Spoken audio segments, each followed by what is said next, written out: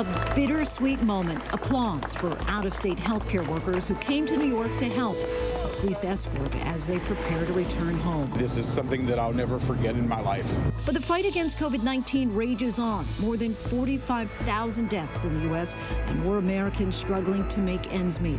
Mounting pressure to reopen in multiple states, while many local leaders and businesses say they'll remain closed. A closer look at the shutdown of this pork processing plant where hundreds were infected with COVID-19. Pregnant and on the front lines, 3 brave emergency room doctors fighting the crisis in one of the nation's hotspots. How they balance saving lives with bringing forth life in this uncertain time. And on this Earth Day, how COVID-19 is giving the planet a bit of a reprieve with cleaner air and a break for the animals. The potential for a more sustainable Earth.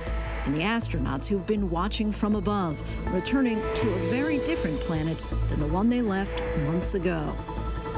Good evening, everyone. I'm Lindsay Davis. Thanks so much for streaming with us. We are at a turning point right now with many Americans choosing sides, those who want the restrictions lifted quickly versus those who say it's still too soon. 2 starkly different images tell the argument on each side tonight. In Pittsburgh, this emergency food bank at the International Airport gave away 40,000 pounds of food in just 2 hours to more than 800 cars.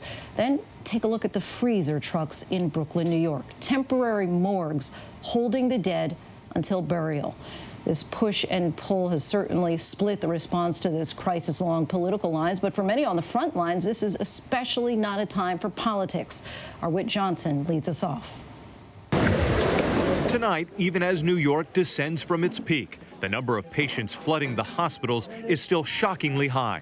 Overnight, more than 1,300 new admissions. A tough week in the ER. The Associated Press given access to St. Joseph's Medical Center in Yonkers. A nurse frantically pumping a man's chest. The medical team in full protective gear, standing back, arms up, until that jolt to the man's heart. He's revived and put on a ventilator. We do this all day, every day for the last month. We do this team does this multiple times a day. Dr. Anthony Leno says it's a daily struggle between life and death. It's been a nightmare. We have a volume of sick people like you can't believe. In one shift, I pronounced 6 people dead. New York hit the hardest of any state, but finally coming down the mountain. We're in a relatively good place. Better to be going down than to be going up. In Manhattan, police officers cheering for a stream of volunteer health workers from other states now heading home. Governor Cuomo announcing he's now building another army, joining with the governors of New Jersey and Connecticut to hire so-called contact tracers, disease detectives to track down and isolate people who test positive for COVID-19. We will literally need thousands. We have to put together a significant operation because the numbers get very big very quickly here. Tonight, in 3 southern states, a roaring debate about whether plans to reopen are moving too fast. In Georgia, where places like gyms and bowling alleys could open their doors on Friday, some big city mayors are pushing back. There's nothing essential about going to a bowling alley in the middle of a pandemic. Governor Brian Kemp defending his plan. And listen, if people don't want to go, Martha, they don't have to. Dr. Deborah Birx of the Coronavirus Task Force in the uncomfortable position of answering questions about whether Georgia's plan makes sense. So if there's a way that people can social distance and do those things, then they can do those things. I don't know how, but people are very creative. Hard choices for Atlanta barbershop owner John Douglas, who's decided he's not ready to reopen. I was excited, but then I had to just sit back, calm down, relax, and just realize that it's probably not the right time. Ford Fry is eager to get his 12 Atlanta restaurants back in business, but says the risk is too high. The climate was that no one's ready to go out yet. But in South Carolina, Catherine Gouge was thrilled to reopen her boutique. We're excited to be open again. We're excited to have some other options of how we can allow people to shop. But out west, the mayor of Las Vegas raising eyebrows with her push to open casinos and businesses, but offering no plan for doing that safely. And so for a restaurant to be open or a small boutique to be open, they better figure it out. That's their job. That's not the mayor's job. California's Governor Gavin Newsom firmly closing the door on reopening large sectors of the economy. We're not prepared to do that today. And today, California revealing startling new information about the spread of COVID-19 in the U.S. Authorities have determined 2 people in Santa Clara died in their homes from coronavirus on February 6th and 17th, weeks before the first reported American death. Neither person had traveled overseas, raising new questions about just how long the virus has been on our shores. Well, we've actually directed beyond just Santa Clara, go back as far as December to request coroner's autopsy to dig even deeper. And Whit Johnson joins us now. Whit, I saw a commercial the other day. We're saying that you could get testing kits shipped to you anywhere but in New York. And of course, we so critically need them here. And we've seen how the shortage in testing kits has become a political issue. But now that Governor Cuomo is rolling out a new plan in New York. Tell us about that. Absolutely, Lindsay. Governor Cuomo says nothing like this has ever been done before. He wants to double the state's testing capacity from 20,000 to 40,000 tests per day. And he says President Trump, in their meeting at the White House yesterday, agreed to use the power of the federal government to get labs the testing supplies they need. Lindsay? Whit Johnson for us in New York. Thanks so much, Whit. So many of us have questions about who is most at risk to really suffer or die from COVID-19. Well, tonight, a new study is shedding some light. It reveals that men in every age group are dying more than women. This is also really interesting. It details the most common conditions hospitalized patients suffered from beforehand. Steve Osunsami has this report. American doctors are getting good information tonight on who is hurt the most after getting sick with the coronavirus. And it's patients like Sean Evans in suburban Atlanta. He's a diabetic, and after coming down with COVID-19, he now needs a new kidney and regular dialysis. Just so people know, this is kind of the way I take dialysis right now. This is a port in my chest that goes directly to my heart. The study published today looked at 5,700 sick patients and found that nearly 57% were already struggling with high blood pressure. Nearly 42% were dealing with obesity, and nearly 34% were diabetic. They also found that men were more likely to die. Harold Jenkins came close to dying in a South Georgia hospital and was on a ventilator in the ICU. He is also diabetic. I've seen a lot of things. I'm a Vietnam veteran, I've done a lot of things. And this pandemic is something else. Scientists believe that COVID-19 targets blood vessels, so patients with pulmonary damage from high blood pressure, for example, could suffer more. There was hope that the malaria drug, hydroxychloroquine, might help treat sick patients, but the early results are disappointing. What's showing promise are blood plasma infusions from people who've already beaten the virus and a drug called remdesivir, which was originally made to treat Ebola. Chris Kane says it's the drug that saved his life. Within 48 hours, I was feeling a lot better. I think that remdesivir gave it the extra jump start or kick start or whatever I needed to kind of turn that corner. And Steve Osunsami joins us now. Steve, let's talk more about this drug, remdesivir. I mean, there's a lot of promising information that the anti-malaria drug is really potentially beneficial for treating patients with COVID-19. Do we expect it to become more widely available?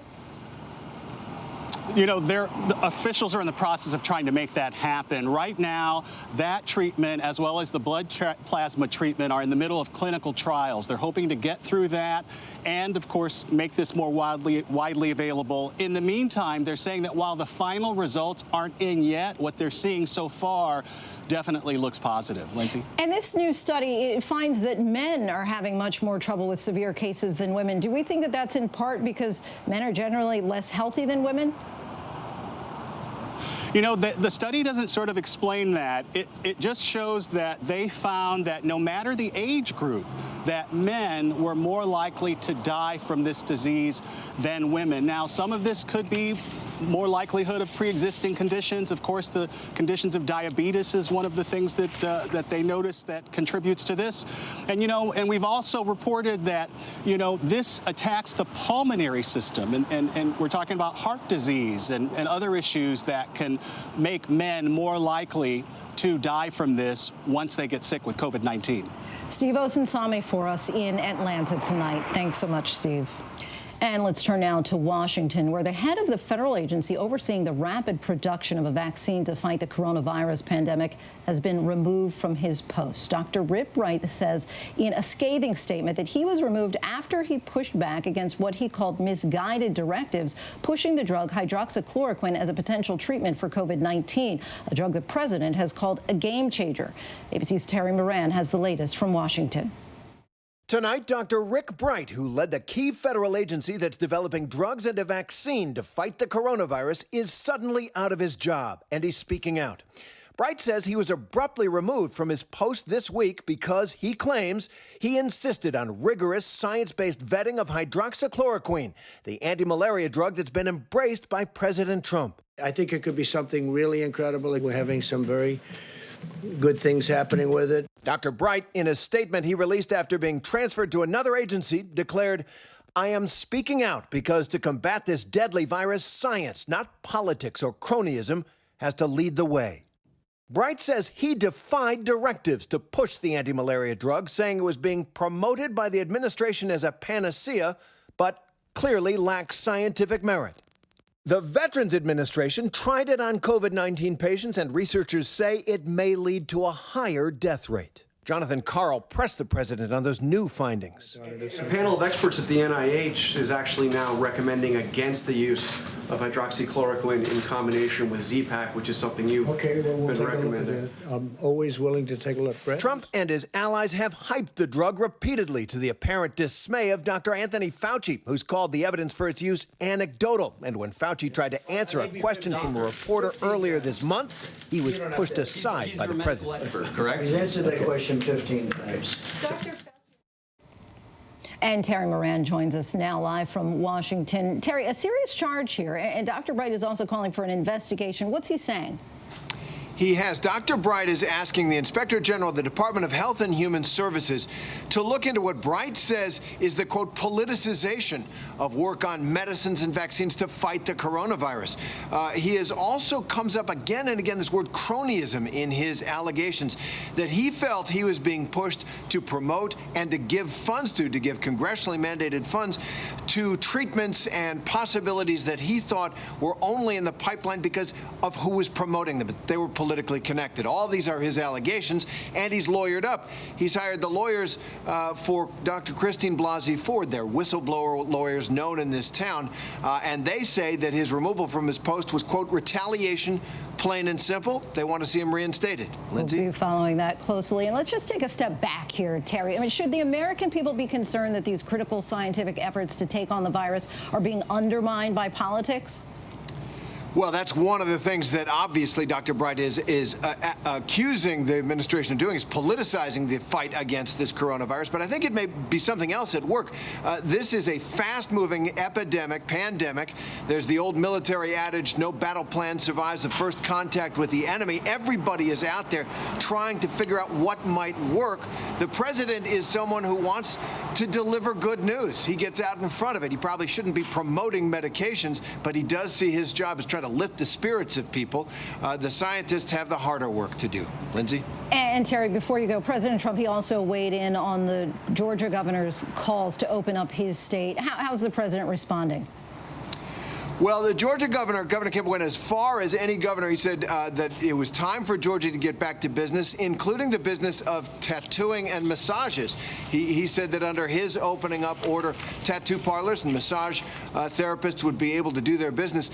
President Trump thinks that's going too far. He does want to see the country turn the corner out of this and get back to work, but he thought that Governor Kemp went too far. He was rather stern about it, too. So you might expect some walk back from Georgia on that. But right now, you can get a tattoo done in Georgia. You can get a tattoo. All right. Terry Moran, thanks so much.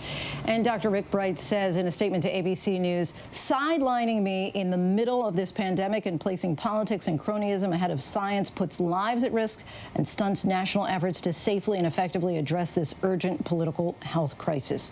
Joining us now, epidemiologist and Harvard public health scientist, Dr. Eric Feigelding. Thanks so much for joining us. How significant is this, doctor? I mean, what role does the agency, Dr. Bright, how has he played a significant role in trying to find a vaccine?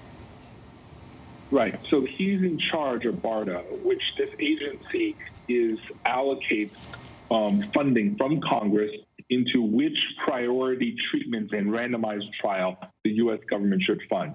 He's a Deputy Assistant Secretary, if I understand correctly, as well. So to oust someone of that level and he is not a political appointee, he is a career person, so no Senate confirmation.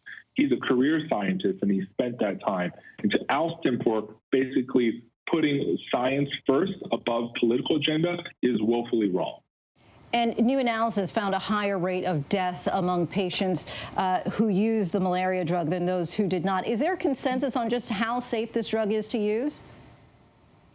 There's no consensus until a randomized trial. But the study out today yesterday was not a trial, but is much better than an anecdotal case report. And previously, all we mostly had were anecdotal case reports. And that one yesterday was a mining of data set of tons of VA administration patients. And that data is actually an observational study, but is from mining a huge, large data set and be adjusted for wide variety of factors. So it is as good as evidence that we have until we have the trials ready. And let's talk about what we know now about COVID-19 and possible treatments. I mean, remind us all of what we know as far as where we stand with treatments so far and how far we still have to go in order to find a possible treatment or vaccine that works. Yeah, in terms of finding treatments that work, we really need trials. And trials obviously take time. Some drugs are in phase 1 for safety, but many drugs are in phase 2, which we're trying to test. Does it work? Remdesivir, there's tons of remdesivir drug trials. There's many other drug trials that I won't mention at the moment, but they are pipeline, and we will get results on them within the next 2, 3, 4 months as they finish. So I know people are very eagerly waiting, but the trials that will prove whether something works or not are just around the corner. And it's much better to be safe than sorry. And this is what Dr. Bright has been trying to advocate. No, go into safe drugs and prove that they're safe before you give them out in mass. And lastly, while we have you, of course, it's getting closer to warm weather for much of the country. What do we know right now about the spread of this virus in warmer conditions? And explain also the concerns that we've been hearing about concerning a second potential deadly wave. Yeah. A lot of people are hopeful that warm weather will reduce the incidence. There's a chance it might, but we have to realize in Australia and New Zealand, Australia especially, they had an early epidemic in the middle of their summer. And Singapore, they also had an epidemic right now as we speak and as they're exiting summer. So temperature is not a panacea, it's not guaranteed, because this is a virus of indoors, and most businesses that people would go to are indoors. As for the second resurgence, I definitely think that in the fall or next winter, there will be definitely a resurgence. Because by then we will not have a vaccine ready yet for mass use, but we will have drugs by the fall. So that is what hopefully there's resurgence. The second wave is not as bad as the first wave right now. All right, and good news, I guess, if we can look at it that way, that at least we'll have some drugs by the time of a potential second wave. Dr. Feigelding, thank you so much for joining us again tonight. Now to the many Americans who are struggling to put food on the table right now. We've seen the virus's growing impact on the food supply, with Tyson Foods now suspending operations at one of the largest meat processing plants in the country. Our Matt Gutman has more. They're crammed tonight, bumper to bumper, from Ohio to West Palm Beach. 2 hours in line, and they're not giving food yet. In March alone, food banks nationwide distributed more than 379 million meals, a 20% jump. Feeding America predicting 54 million people could go hungry due to the pandemic, including 18 million children. Don Hayden, a disabled veteran in Florida, waiting in 2 lines. By the time I got to the front of the lines after waiting for hours, our family wasn't able to get any food. And tonight, with millions of Americans struggling to put food on the table. I never imagined that I would be in this state, ever, never. Food processing plants are struggling to get food to them, with 51 COVID-related closures just in one part of the Midwest, and coronavirus outbreaks reported in meatpacking plants in at least 10 states. Tyson Foods tonight shuttering one of the country's biggest pork plants, nearly 200 employees testing positive for the virus.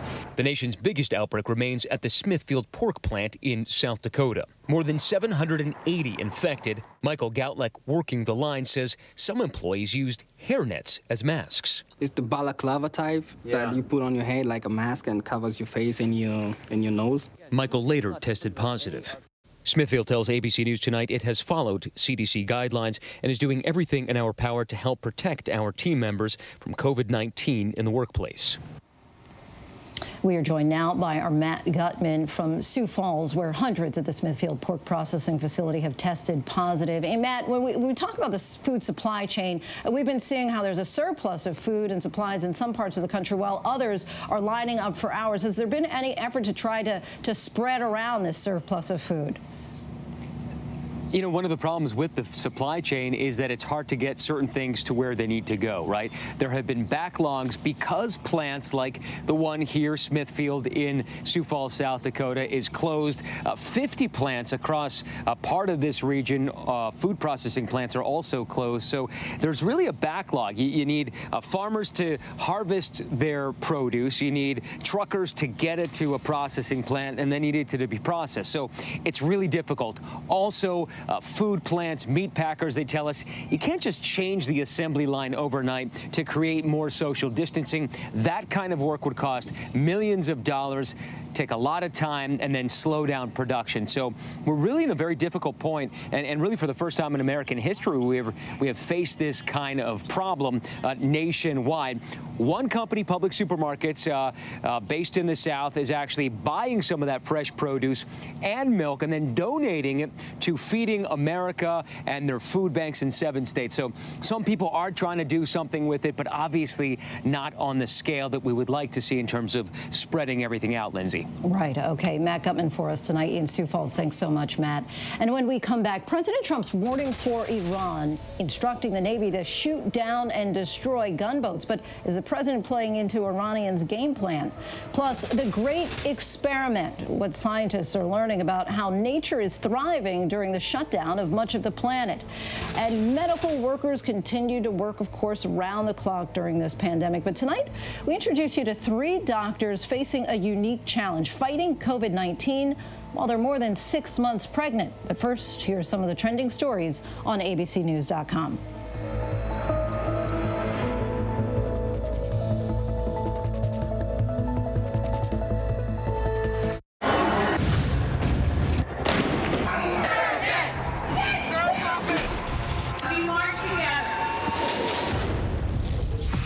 The most powerful stories of our time, anytime.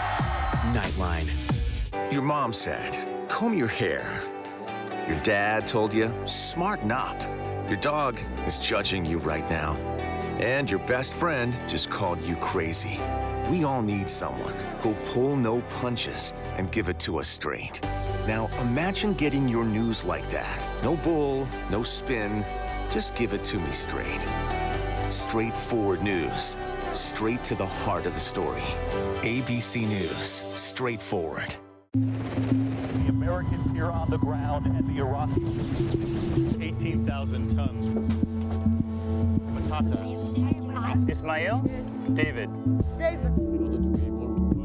For ground zero from Hurricane Michael. You can see just home after home. David, nice to meet you.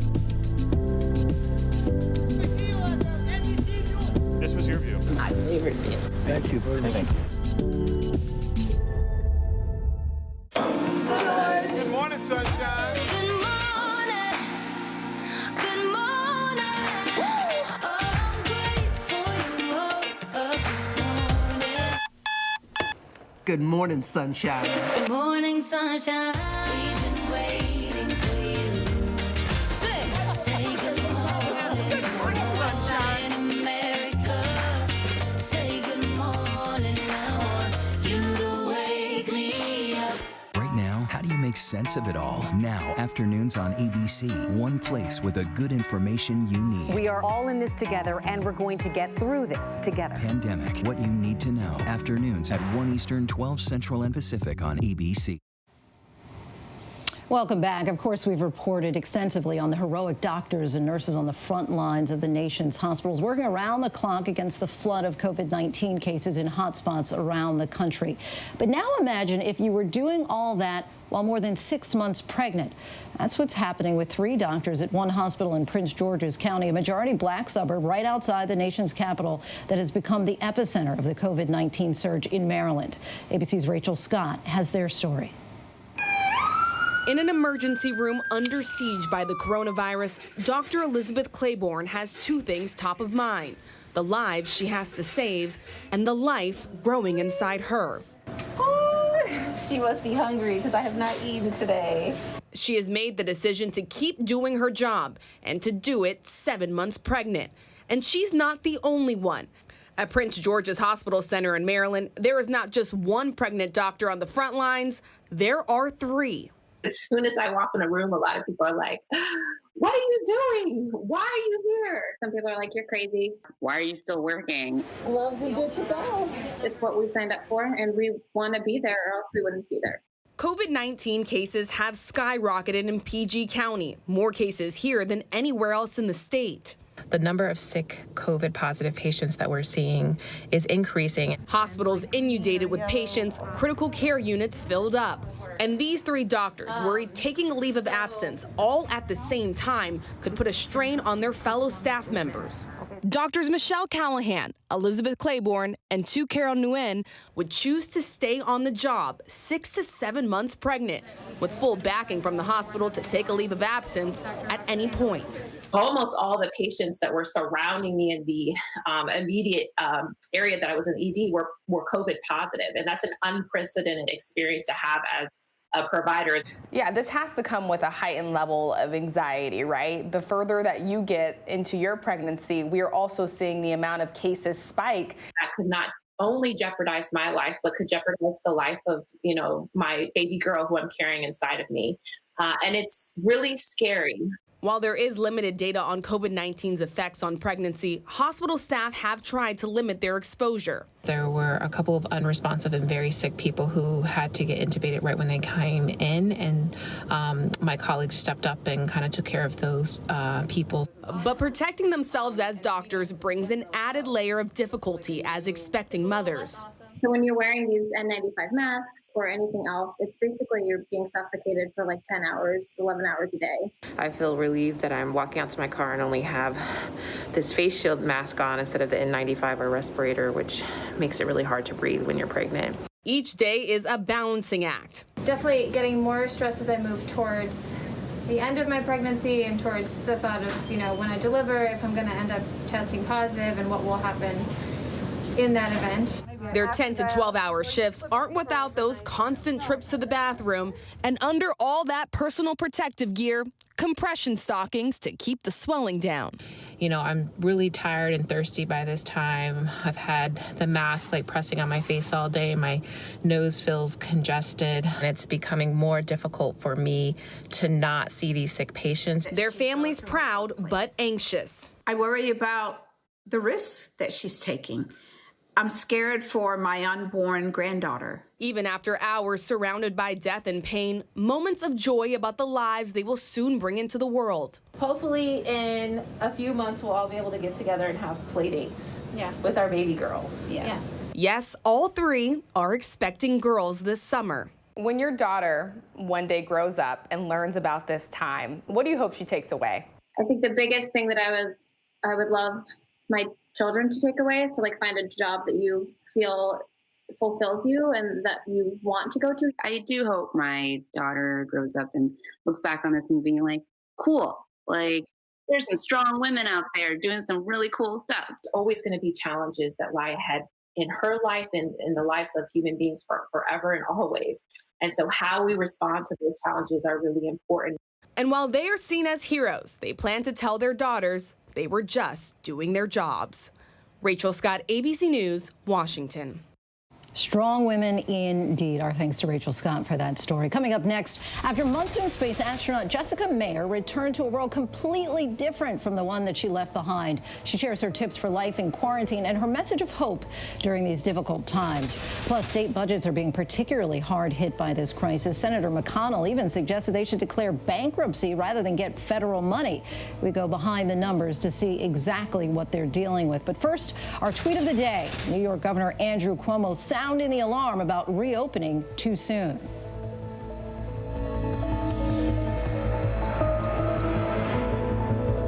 In times like these, the news-making events happen here. ABC News. President Trump meeting face-to-face with one of the world's most brutal dictators, Kim Jong-un. The president. Do you trust him? I do trust him, yeah. I think he trusts me, and I trust him. Ivanka Trump. I have to ask you about your emails. Your father had taken Hillary Clinton to task for this. There just is no equivalency. So the idea of lock her up doesn't apply to you? No.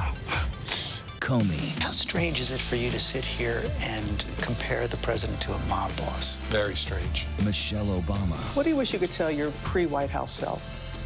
Whew. Melania Trump. Do you think there's still people there that he can't trust? Yes. Still working now? Yes. Michael Cohen. So he's still lying? Yes. It's a big statement. And now, in a year with so much on the line, we're right there. Good evening tonight from Washington, a very busy news night. America's #1 news source, ABC News, straightforward. We all need someone who'll pull no punches and give it to us straight. No bull, no spin. Now, imagine getting your news like that. Just give it to me straight. ABC News, straightforward. Can you tell us your full name for the record? Jeffrey Edward Epstein. Every girl that meets Jeffrey starts off with giving him a massage. He's like, I'll pay you $200 for every girl that you bring to me. Who else was underage? All of them. All of them? He told me the younger the better.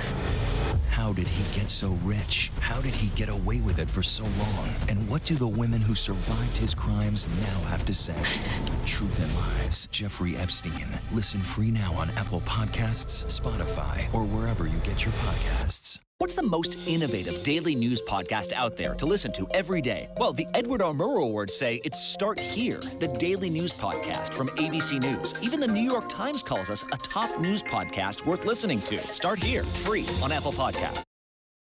And we turn now to another major financial impact of this pandemic. State government budgets are cratering as the economy stalls. Congress is set to vote tomorrow on new aid for small businesses and hospitals, but potential relief for state and local governments will have to wait. We take a closer look now at this growing crisis by the numbers. So far, state governments have gotten zero unrestricted coronavirus-related aid from Congress. That's despite a request for $500 billion in federal aid to cover state budget shortfalls by the bipartisan National Governors Association and $150 billion sought by congressional Democrats. State budget shortfalls are predicted to total about $290 billion next year and $502 billion over the next 2 years, according to the Center on Budget and Policy Priorities. Hard-hit New York State alone is already facing up to $15 billion annual budget shortfall, according to the state's budget director. Another state, Illinois, is facing an annual budget shortfall as high as $14 billion, according to experts at the University of Illinois. Unlike the federal government, 49 of 50 states have laws that require a balanced budget, so that a budget shortfall must be offset by reduced spending or higher taxes. And we still have a lot to report on here on ABC News Prime. President Trump's dire warning to Iran: stop harassing U.S. ships or face the consequences. Plus, on this Earth Day, what the pandemic can teach us about taking care of our planet. And as we go to break, some beautiful pictures from NASA, what Eastern Canada looks like from space. Stay with us.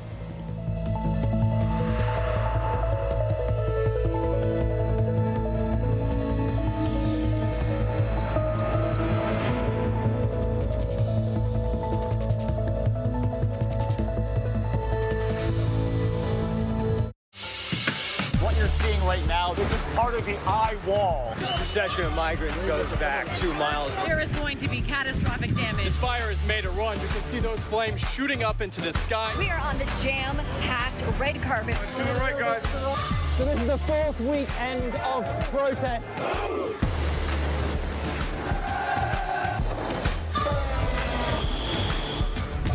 Watch Watch ABC News on location for Facebook Watch. This is what being live is all about. This is ABC News Live, the 24/7 streaming news source from ABC News. Breaking news, live events, streaming nonstop.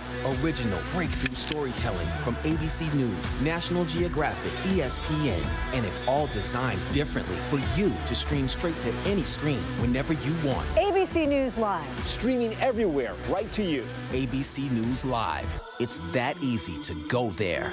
The Americans here on the ground and the Iraqis. 18,000 tons. Patatas. Ismail? David. Over ground zero from Hurricane Michael. You can see just home after home. David, nice to meet you. This was your view. My favorite view. Thank you very much. Thank you. Thank you to the doctors, nurses, healthcare professionals, and first responders. Thank you to everyone keeping our supermarkets, pharmacies, gas stations running. Thank you to all the essential workers for all that you do. We thank you. We thank you. We thank you. Thank you. Thank you. For all you do. And with every challenge, question, concern, we'll be here for you every day. Every day. Every day. Because we will get through this together.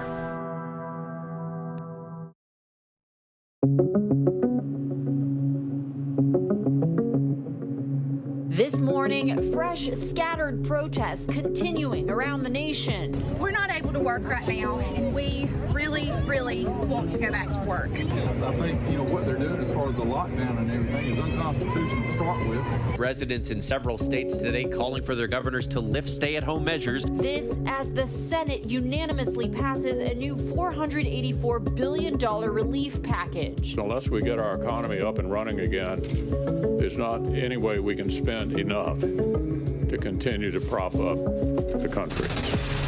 The coronavirus outbreak taking different timelines in different parts of the country. While some governors are reopening their economies in the middle of the coronavirus pandemic, others are not. COVID-19 taking hold in Massachusetts. It's been a long day. We're exhausted. There's no sugarcoating this stuff. We're drained. New York Governor Andrew Cuomo says cases and deaths in his state continue to decline, but he says in order to reopen, widespread testing must be in place. This is going to be a massive undertaking. More than 43,000 Americans have died across the U.S.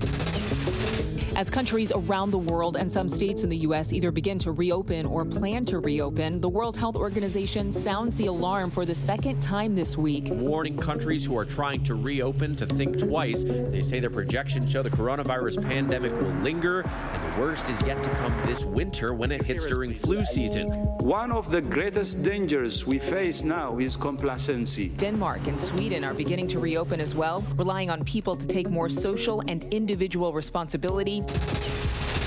Some good news today on the 50th anniversary of Earth Day. While much of the world is under stay-at-home orders, there's a significant drop in air pollution in China and India. But in this time of trial, the beauty of springtime fills us with the peace and the hope of renewal. Pope Francis pleads for a global response to protect the environment. The Pope said the coronavirus pandemic had shown that some challenges had to be met with a global response. We turn now to rising tensions with Iran. This morning, President Trump tweeted, "I've instructed the United States Navy to shoot down and destroy any and all Iranian gunboats if they harass our ships at sea." The tweet came just half an hour after Fox News re-aired this video today, released by the Pentagon last week, showing Iranian Revolutionary Guard boats coming within 10 yards of a U.S. ship in the Persian Gulf. The Pentagon calling it at the time unsafe and unprofessional, but the president went much further. To unpack now what all of this means, we bring in ABC's Martha Raddatz. So, Martha, does President Trump's tweet indicate a change in the U.S. rules of engagement, or was it simply a warning to Iran? Well, it certainly was a warning. I don't know whether it'll change the rules of engagement. I've been on those ships. I've been in the Strait of Hormuz and the Persian Gulf. And the way they do it now, or up until now, was they, at the very most, they would fire warning shots. But they would start with a radio warning, something over the loudspeakers to warn those boats when they come around, which happens quite regularly. The Pentagon had a press conference today. I think the Pentagon had no idea this tweet was coming, but they happened to have scheduled a press conference, the vice chairman of the Joint Chiefs, and I think he handled it very well by simply saying this sends a clear message to Iran. If they point a gun at us, we can essentially fire back. But that's always been the case. They can defend themselves. And what I've seen in the past is the Iranians are quite careful to keep the guns down. So there's this clear message, but will Iran risk whether or not those rules of engagement have changed? In a way, by saying harassing us, that leaves a lot of open space there. I don't know that you can shoot someone if they harass you. So it's going to be up to the captains of those ships to decide exactly what that means. But my guess, and an educated guess, I guess I would say, Lindsay, is that the rules of engagement won't really change much unless the Iranians really, really push it. And lastly, you know, of course, the whole world is battling the coronavirus. Has that shared fight done anything to ease tensions at all with Iran? It sure doesn't seem so, Lindsay. In fact, today, Iran launched a satellite into space. It's actually their first successful launch. And they say satellite, what the U.S. thinks it is cover to actually try to get an ICBM, intercontinental ballistic missile. So that really increases tensions. Now, interesting that President Trump didn't go after them for that today. Instead, talked about in his tweet or tweeted about the Iranian small boats, but this has to be on his mind as well. Although President Trump has offered help to Iran on the one hand with the coronavirus, and they have been devastated by the coronavirus in Iran. It was one of the first countries to really have an outbreak there, really just after China in January. I was actually there in earlier January, and just after I left, they started getting their first cases over there. So on the one hand, President Trump is saying, you know, we'll help you out with the coronavirus. On the other hand, he is saying, but if you point a gun at our boats, we'll kill you. All right, Martha Raddatz, thank you so much, Martha. And as we have reported on this show earlier, Sweden has taken a very different approach to confronting the COVID-19 crisis. While so many countries are locked down, they have their own strategy, leaving many businesses open. Children still allowed to go to school. Our James Longman has traveled to the country to see firsthand how it's been working. Tonight, Sweden's death toll may be rising, but its alternative lockdown still has support. You're still sitting outside, you're still enjoying a beer. You know they can't do this in most parts of Europe and America. I know that we stand out in the world, and I'm glad for it because I support our strategy. They call it a voluntary lockdown, social distancing advised, but bars, shops, cafes and restaurants all open. About a third of Stockholm's population, 600,000, expected to have had the virus by May 1st. The hope is for some kind of broad immunity, a second wave less of a threat. But Sweden's approach does seem to come at a higher cost than its neighbours. All have lower deaths per capita. And these half measures are leaving some businesses guessing. Sometimes I wish the government would just say total shutdown, and I'm like, okay, that's fine. I can't do anything about it. We have to find a way to have a new kind of normal, because this will last for a long time. Some US protesters have adopted Sweden as an example, but the health minister here says it's not for everyone. We have a strategy, and we think it's working here in Sweden. I don't think it's easy or right to just export the strategies from different countries.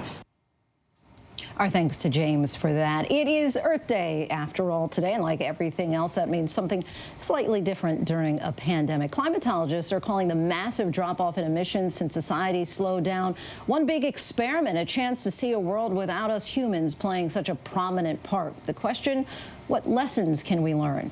Our Clayton Sandell reports. The 50th anniversary of Earth Day lands in the middle of a global pandemic, giving humans a glimpse of what the planet might look like if we took better care of it.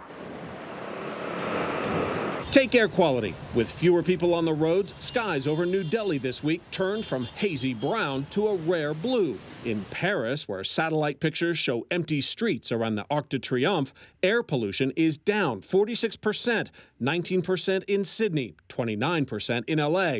In San Francisco, where more people are walking and riding bikes, the city is shutting down 13 miles worth of streets, giving more room to social distance. I think it's good because then I could ride my bike all over the streets. Airlines are suffering from empty planes in airports, but climate scientists say lower emissions, thanks to a 70% drop in global flights, might have an upside. One passenger, one way from New York to LA has the equivalent of melting 30 square feet of sea ice.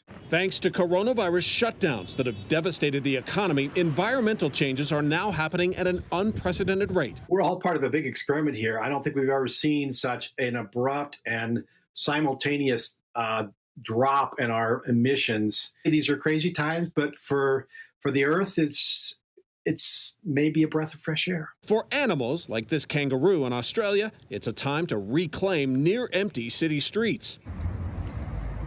There was the goat jam in the UK, lions sunning themselves on a South Africa road, big cats jumping walls in Chile, boars in Israel, and coyotes in San Francisco.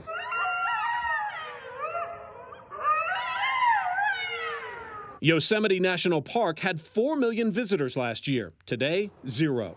What are the animals doing since the park has been closed? For the most part, I think they're having a party.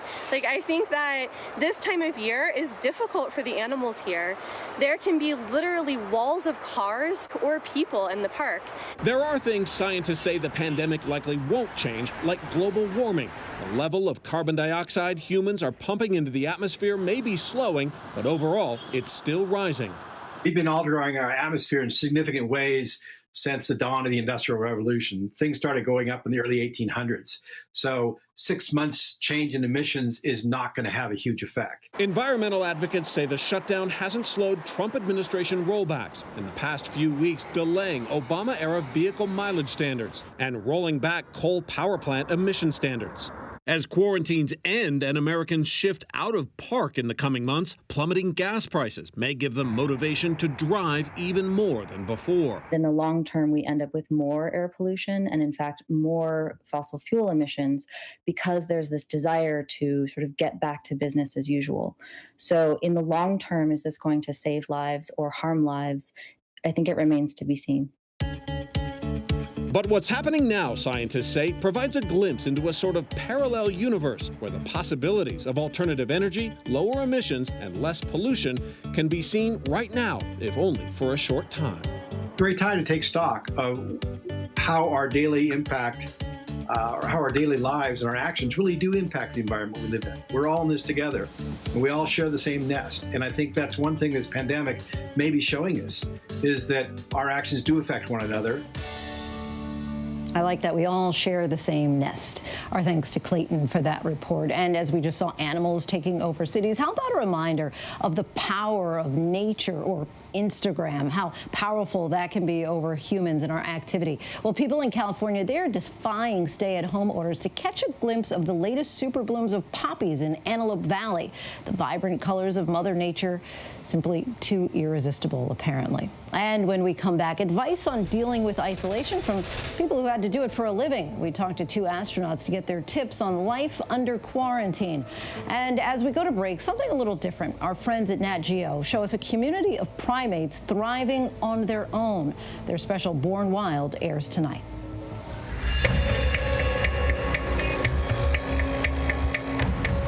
I'm in incredible Polonnaruwa, Sri Lanka. This place was once the ancient capital of the island. It was abandoned by humans long ago, but now it's home to a bustling society of primates. I've come to see how the young of 3 species of monkeys can thrive in this one unusual habitat.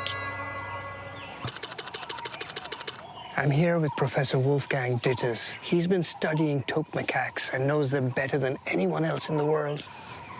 Looks like they're on a mission. They're on a mission to have a belly full of breakfast, yes.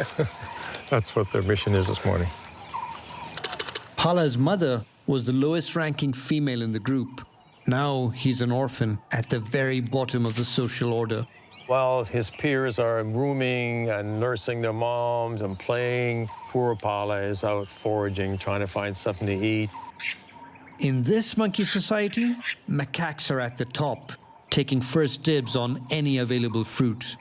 But they can raise their young side by side with these gray langurs because the langurs can eat food that the macaques cannot. The langurs have evolved a 4-chambered stomach filled with bacteria that help them digest leaves, which means for these langur babies, the whole forest is on the menu. We have this overlap of species. They share the habitat. They come into a bit of conflict, but generally it's a harmonious coexistence of these species in the same habitat. This peaceful coexistence is especially noticeable during grooming time. Never in 51 years have I seen the langur grooming a macaque, but frequently the macaques are grooming the langurs. I love that meticulous nature of how they're grooming. And the langur is just loving it. This little langur here is really absorbing it. He's really enjoying it. I mean, I've seen these kinds of scenes hundreds of times, but not with a baby langur that relaxed. It looks like he's in the spa or something. There's one more species of monkey I'm yet to see. It's the purple-faced langur. Let's go find one.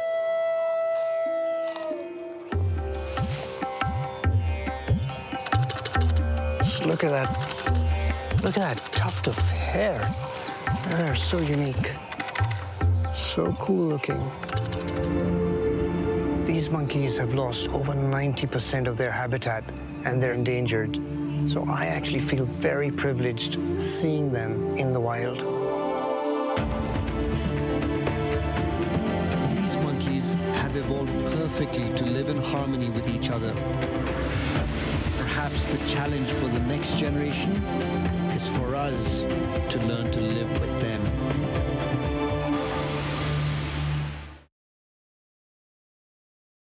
Right now, how do you make sense of it all? Now, afternoons on ABC, one place with the good information you need. We are all in this together, and we're going to get through this together. Pandemic, what you need to know. Afternoons at 1 Eastern, 12 Central and Pacific on ABC. We know coronavirus has affected so many of you. America has changed for now. There's no question about that. People are finding a way to come together. What else should people know about how to care for their families through this? And you feel it's not too late to flatten the curve. It's not too late. When do we expect to have a vaccine? George, we are all thinking of you, Allie, and the kids. How are you feeling? I feel fine, Robin. She wanted to share this message. You know I'm feverish if I'm on national television with no makeup on. Allie is now on the Roberts family prayer chain. Robin, how you doing? I'm loving this. Gonna keep these slippers on. We are so grateful that we get to do this from home. I'm going to take the camera and turn it around. Kelly was doing prompter. You do know you're sideways, right? It's great to see so many Americans stepping up. All in this together. The world coming together as one. We're going to get through this together. Right here with you on Good Morning America. Friday nights, 9/8 Central. True crime, cinematic, real-life drama, stunning, the unthinkable. Follow the clues. The Hunt. True crime. 2020. Friday nights, 9/8 Central on ABC. The world may feel out of your control, but your happiness doesn't have to be. Learn the secrets to happiness. Listen to the 10% Happier podcast, free on Apple Podcasts. ABC News honored winner of 4 Edward R. Murrow Awards, including the most prestigious honor, Overall Excellence in Television. ABC News, America's #1 news choice. This is what being live is all about. This is ABC News Live, the 24/7 streaming news source from ABC News. Breaking news, live events, streaming nonstop. Original breakthrough storytelling from ABC News, National Geographic, ESPN, and it's all designed differently for you to stream straight to any screen whenever you want. ABC News Live. Streaming everywhere, right to you. ABC News Live. It's that easy to go there.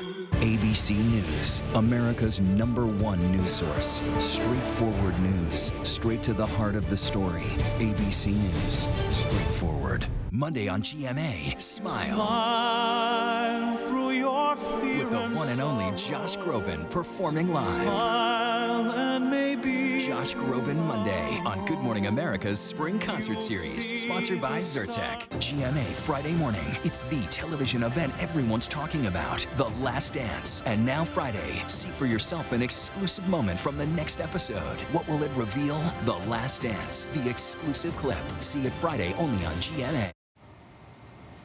Back now with our image of the day. Take a look at Thailand's youngest coronavirus patient, a 1-month-old baby who has now successfully recovered from COVID-19 and is all ready to go home. It's believed to be rare that the virus actually impacts people that are this young, but we are happy to report this outcome.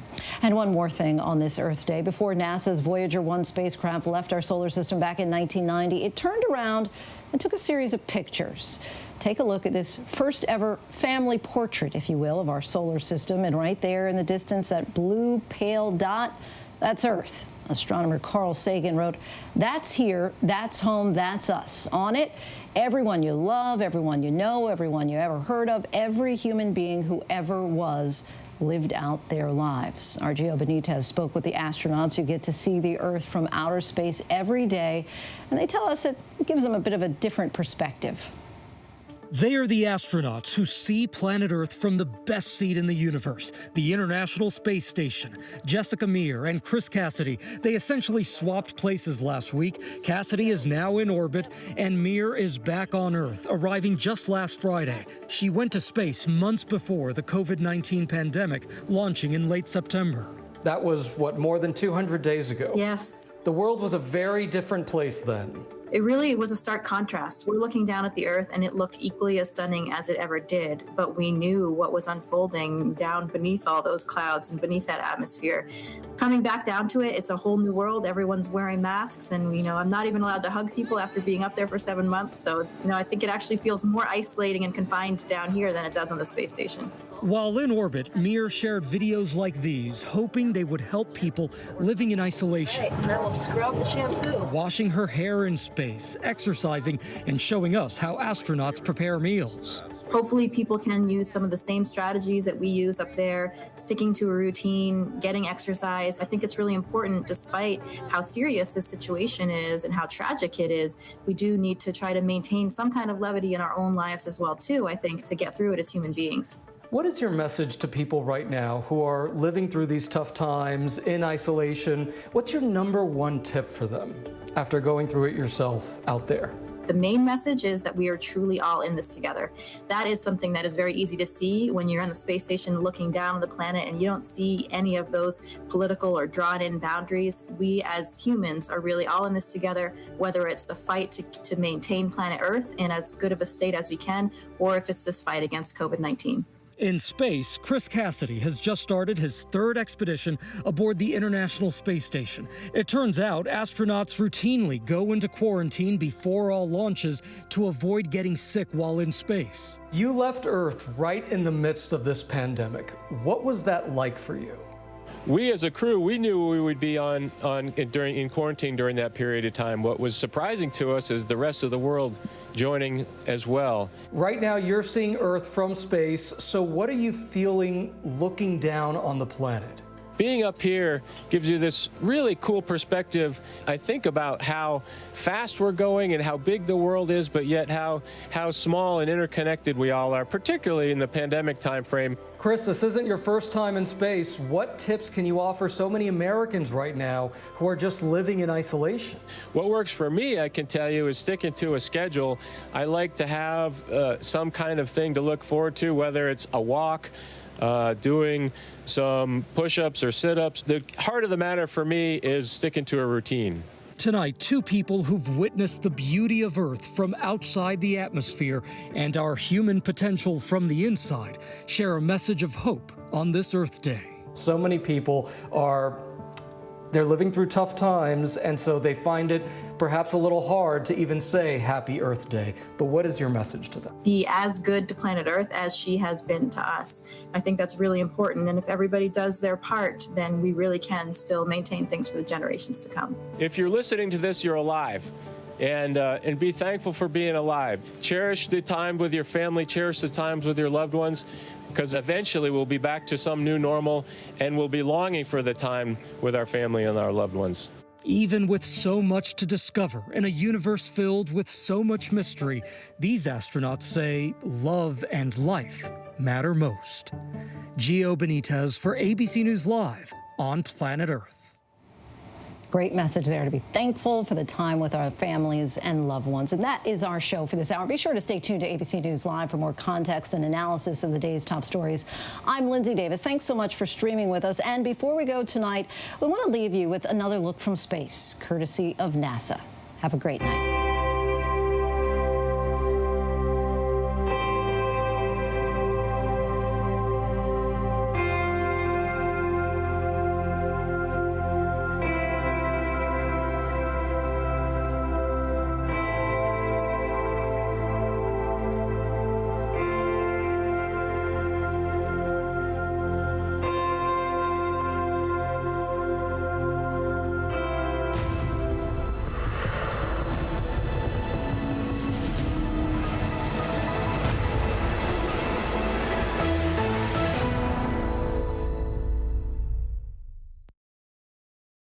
What